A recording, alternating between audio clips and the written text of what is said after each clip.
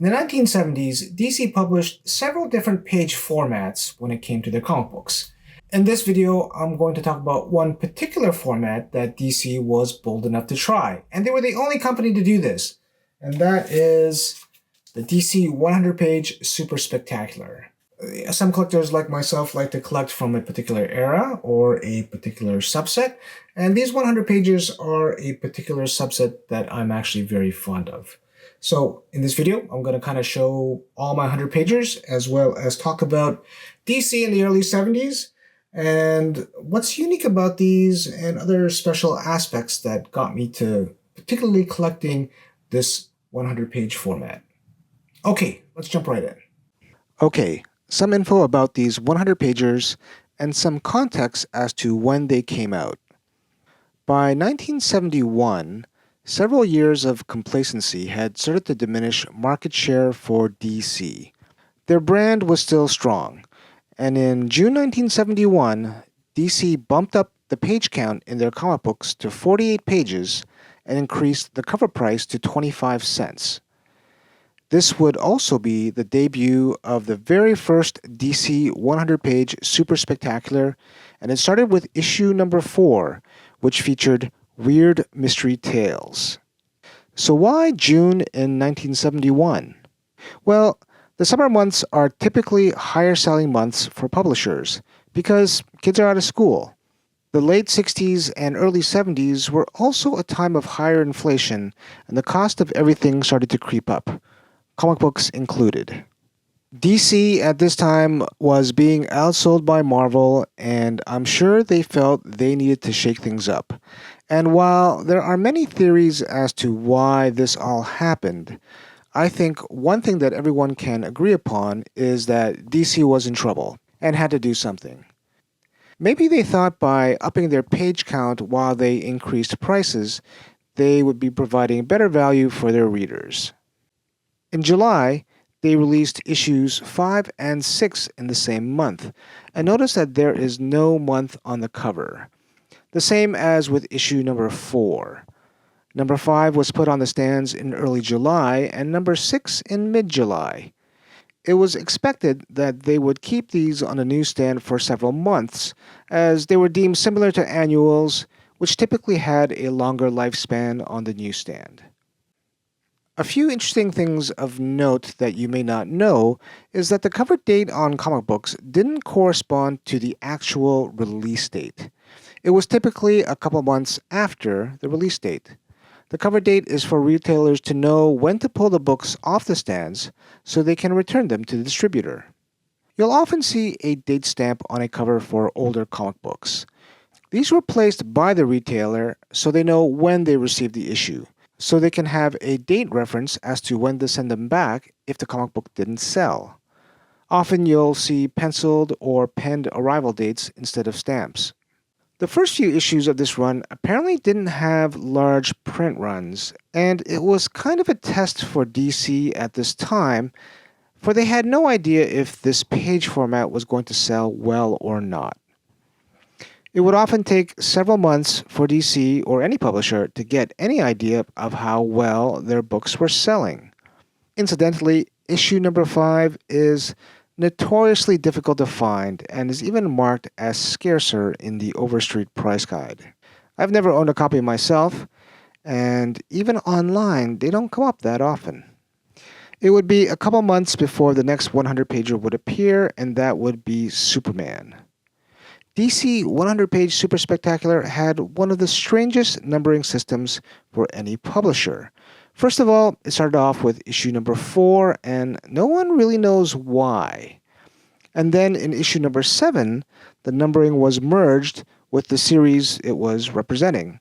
So number 7 is also numbered Superman number 242, and number 8 is also numbered Batman 238. And this lasted until issue number 13. After that, it resumed its own title with number 14 as DC 100-page Super Spectacular and ran until number 22. After that series ended, the 100-page format would become part of whatever series DC decided upon. Some DC titles only had 1 or 2 100-page issues. Action only had a couple 100-page issues, and Adventure only had one. The Brave and the Bold ran a full run of 6 bi-monthly issues, and these had a lot of great reprints. In case you're curious about which stories they reprint, there are a couple great resources out there with this information. One website that I've mentioned a lot in the past is comics.org, and the other that I haven't mentioned before is Mike's World of Amazing Comics.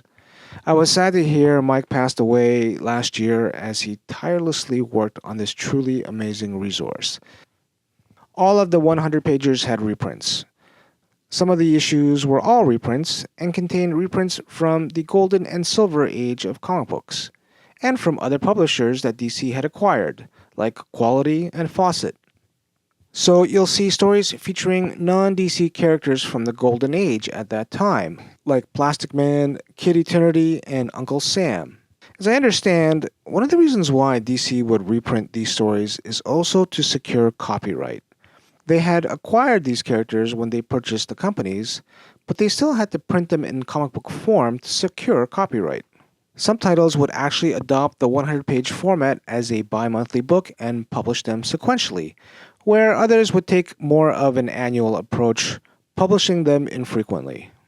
It would mostly be the big two characters, Superman and Batman, along with their associated titles that would publish in this format. And this makes sense as they were the two most popular DC characters at that time. The 100-pagers were also found in a few horror titles as well, and that's House of Mystery, The Unexpected, and a single issue of Witching Hour. If there's one area that feels underrepresented by these 100-pagers, it's the war titles. There were only 3 in total of these, all featuring Sergeant Rock. I think they easily could have done more given the huge library of stories they had access to. There are a total of 115 100-page issues to collect. There's the original run of 19 issues, which are numbered, and then numbered as part of the series, and then 96 other issues spread out among other DC titles.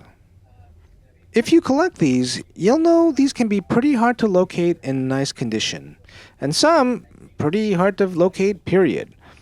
For the longest time as well, these were pretty inexpensive, pretty cheap. In fact, that's one of the reasons why I started collecting these. In the 1990s, I felt these were cheap, way too cheap. To me, it didn't make sense that these would be valued the same as issues surrounding them, especially considering that they were published at around 3 times the price. But they weren't necessarily easy to find, and the reason was, well, dealers didn't bother bringing them to conventions because, well, they were cheap and they took up a lot of space. So where did I get some of these really nice copies? A lot of these I purchased from Mile High Comics in the 1990s. You may have heard of the original Edgar Church or Mile High collection, the most famous comic book collection ever found. What is lesser known is the Mile High 2 collection, essentially a warehouse find of more than 1 million comic books that were also purchased by Chuck Rosansky. It would be this collection that would make Mr. Rosansky the largest back-issue comic book dealer at that time. It's an incredible story, and really it's worth checking out, and I think there's even a YouTube video on it. But as you can imagine, there were a lot of comic books in that second collection that were considered basically junk.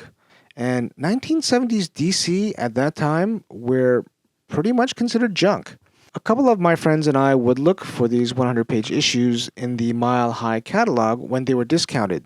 So a lot of these came from Mile High Comics. I'm one of those crazy collectors who keeps pretty much everything, and I still have my original invoices from Mile High with these purchases. Although these comics were advertised as near mint, they rarely were.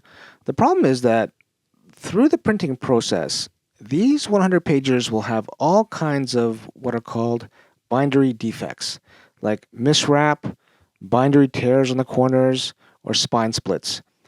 But I was able to buy enough of them, trade or sell my extras, and keep the better ones myself.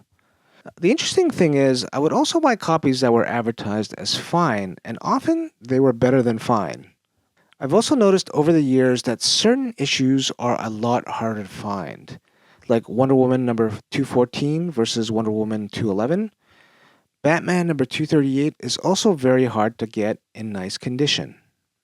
Some of my favorites are the Superman Family 100-page issues. These have a new story and then reprints from Silver Age issues of Jimmy Olsen and Lois Lane. A long time ago, a friend of mine lent me a coverless copy of Superman number 165. I read that issue to death, and it would be years before I got to reread it again. There's a great Elseworlds type of story in there where Superman gets married 3 times. And it's quite tragic, but not out of the norm for these types of Superman stories. Apart from the first 5 or 6 issues of the initial run, by far the toughest 100 pages to locate are from the 2 main romance titles, Young Love and Young Romance. I know what you're thinking. Here we go again with Raph blabbering about romance comic books. Won't he ever shut up about these? Some of these issues are very difficult to locate, but as you might have guessed, Mile High had a few of these issues, and we bought a crap ton of them. I'm not sure why, but like the Superman and Batman titles, these 2 romance titles were given full year-long runs of 100 pagers. So there you go, another peek into my collection, this time looking at my DC 100-page issues from the 1970s. I should mention that while I'm technically still collecting these, I rarely come across them anymore in decent condition at a price I'm happy with. I've mentioned a few times before how I'm a cheap collector and how price memory can have an effect on how I buy older comic books. And it certainly applies with these. If you come across some beat-up copies for cheap, I really encourage you to pick them up. They have a great variety of stories from different eras and really are for all ages. Perfect for the summertime. Until next time, read and enjoy your comic books.